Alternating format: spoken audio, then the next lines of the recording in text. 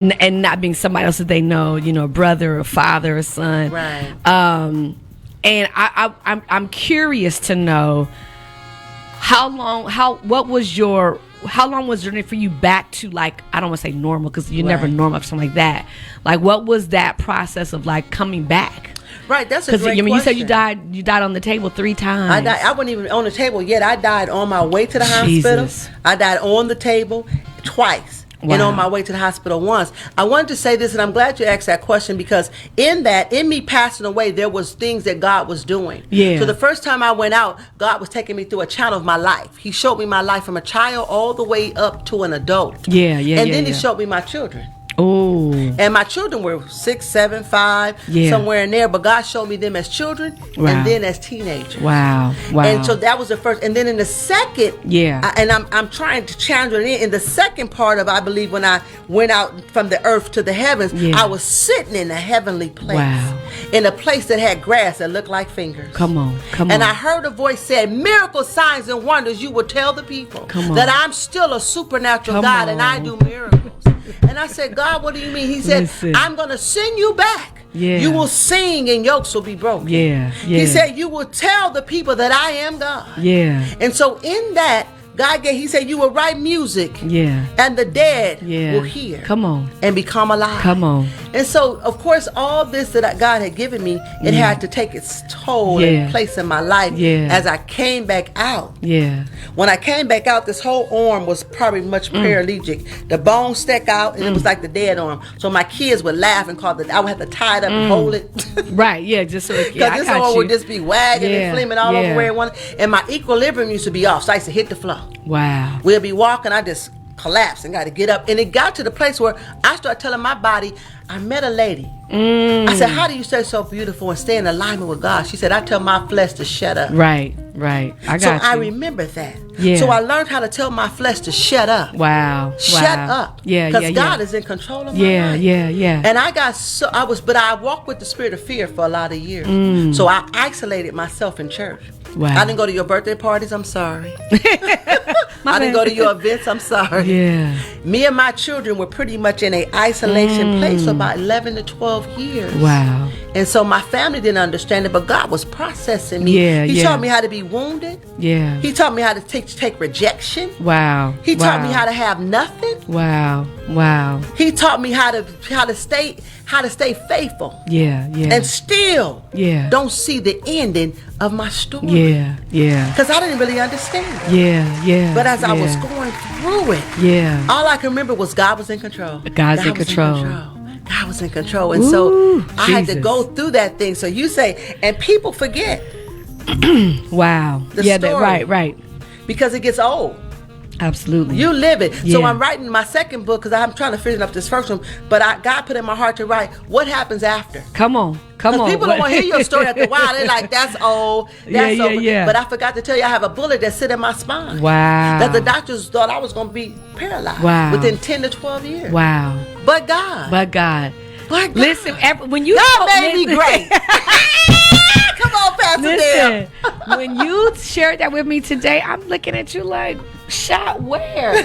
Like, where? How? When? Like, and this is not the first day I've met you. I mean, I've seen you in motion, in action. So listen, anybody that's just tuning in, all my iHeart, iTunes, Accelerated Radio family, all my Facebook livers, y'all tap, Heart Love. We had a little bit of technical difficulty, but y'all share out. Hey, Yvette. Hey, Auntie Cynthia. Y'all tap, Heart Love. Share out with your followers. We are talking tonight with Dr. Aquanetta Davis. She was just talking about how she was shot 5 times. Hey, Latrice, and just sharing her story and that journey coming through that, and how, just walking, talking, breathing miracle, died 3 times. But look what God did. Look what God is doing. And so what year again was that, Dr. Davis? I got shot December 29, 2001. 2001. Yes. 22 years later. Wow. And in 22 years, let's talk about what God has done the last 22 years. Let's talk about it, because when you hear these stories, right, when people hear about this kind of violence, sometimes it's the end of the story, as it was in my son's experience. That was shot. That was the end of this story on this side of Calvary. I remember that. You know, and it's that way for a number of people. Right? So it's always a blessing to hear what God does, you know, in the in life of somebody else, where it doesn't have to be. It's not the end of your story. It's not the end of your journey. And God does so much more. So 22 years later, tell us what God has done. Tell us what God has done, sis. In being shot. Hey James. Hey Ron. Y'all share out with your followers. When I got shot, the doctor said I couldn't have any more children. Well, 4 years later. 4 years. How many kids you got? How many kids you got? I already had kids. Right. And then I said, I thought I was done. Right. I thought it was over. Wow. You know, me and my first husband, we had went through some stuff and we had separated, and he came back. Yeah, I got you. Yeah. And I had that miracle child. Come on, that miracle baby. Who just graduated on his way to TSU.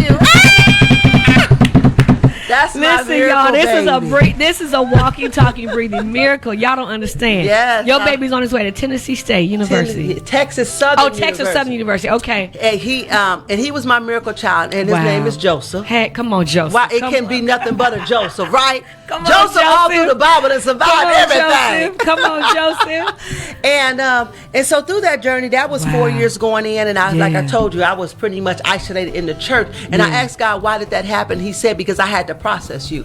So when I came out, and that's a whole nother story. I want to tap into that because that's a whole nother podcast. But when we got kicked out and we went out to another season in my life, God began to put me in Bible college. Come on. And so when he put me in Bible college, he knew that I would need a miracle. Come on. So I went through Bible college, and going through Bible college, my mom passed. Wow. But God knew it. Yeah. So he gave me a scholarship so I could stay in school. Hello. Right. This now listen, y'all, what she's talking about, this all happened after getting shot 5 times, dying 3 times, being told what wasn't going to happen. Yes. You had a miracle baby. You and your husband reconnected. You went back to school. What else? Come on. Went back to school. Come on, y'all. After going through Bible college, I went through all that.